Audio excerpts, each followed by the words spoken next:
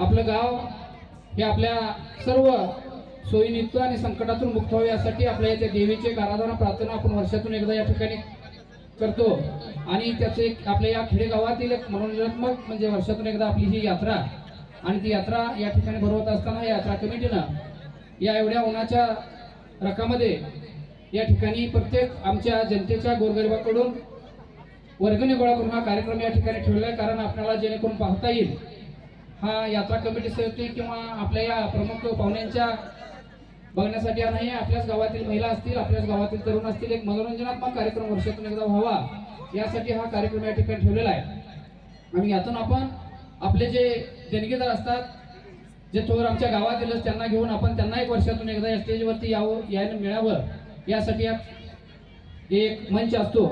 एमक्यांना माळी आमचे नेते त्यांनी स्टेजवरती यायचं आहे, नितेश कांबळे ही स्टेजवरती यायचं आहे, एमक्यांना माळी।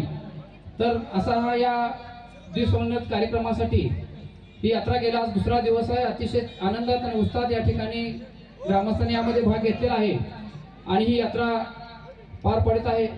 आणि या यात्रेसाठी ज्यांनी आम्हाला देणगी दिली, ज्यांनी वर्गणी दिली आणि ज्यांनी कळत न कळता काशीना या यात्रेमध्ये सहभाग दाखवला त्या सर्वांचं मी यात्रा कमिटीच्या वतीनं व ग्रामपंचायत नरवाड यांच्या वतीने या ठिकाणी सहर्ष स्वागत करतो।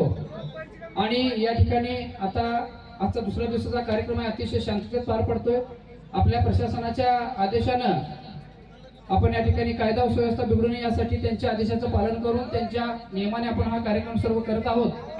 आणि सर्वांनी या ठिकाणी आपलं जे योगदान दिलेलं आहे त्यांचं मी पुन्हा एकदा यात्रा कमिटीच्या वतीने व आमच्या ग्रामपंचायतीच्या वतीने सर्वांचं स्वागत करतो।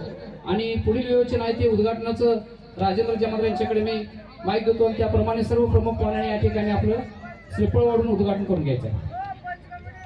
हॅलो।